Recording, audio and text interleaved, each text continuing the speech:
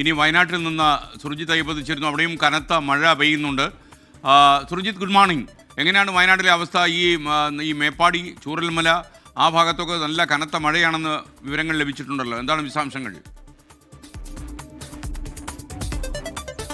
ഇന്നലെ രാത്രി ശക്തമായ രീതിയിലുള്ള മഴ പെയ്ത്തായിരുന്നു. ഇന്നലെ ഉച്ചയ്ക്ക് തുടങ്ങിയ മഴയായിരുന്നു, രാത്രിയിലും ശക്തമായ രീതിയിലുള്ള മഴയായിരുന്നു. പക്ഷേ ഇപ്പോൾ ഒരു ശമനമുണ്ട് എന്നുള്ളത് ആശ്വാസകരമാണ്.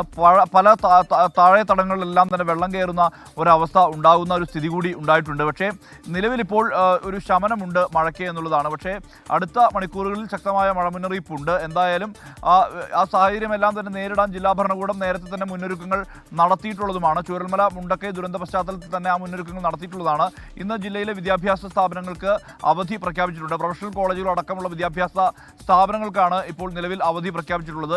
ഊര് പൈതൃക കേന്ദ്രത്തിലേക്ക് ഇന്ന് പ്രവേശനം ഇല്ല. ഒപ്പം തന്നെ ഈ മുണ്ടക്കൈ, ചൂരൽമല ഉൾപ്പെടെയുള്ള പ്രദേശങ്ങളിലേക്ക് ഇന്നേക്ക് പ്രവേശനം നിരോധിച്ചിട്ടുണ്ട്. കാരണം ഒരുപക്ഷെ പുന്നപ്പുഴയിൽ കഴിഞ്ഞ തവണത്തേതിന് സമാനമായ രീതിയിൽ തന്നെ നീരൊഴുക്ക് കൂടാനുള്ള സാധ്യത കനത്ത മഴപ്പെയ്ത്ത് ഉണ്ടാകുന്ന സാഹചര്യത്തിൽ സ്വാഭാവികമായും സംഭവിക്കാം.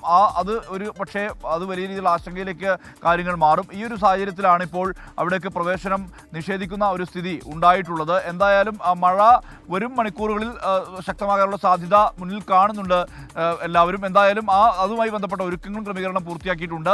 കബനി നദിയിൽ ഉൾപ്പെടെ ജലനിരപ്പ് ഉയരാനുള്ള സാധ്യത കാണുന്നുണ്ട്. എന്തായാലും ഈ താഴെയുള്ള പ്രദേശങ്ങൾ, കീഴ്ത്തടങ്ങളിലുള്ള പ്രദേശങ്ങളിൽ പുഴത്തീരത്തുള്ളവർ ഉൾപ്പെടെയുള്ളവർ ജാഗ്രത പാലിക്കണമെന്നുള്ള നിർദ്ദേശം നേരത്തെ തന്നെ മുന്നറിയിപ്പായി തന്നെ നൽകിയിട്ടുണ്ട്. SK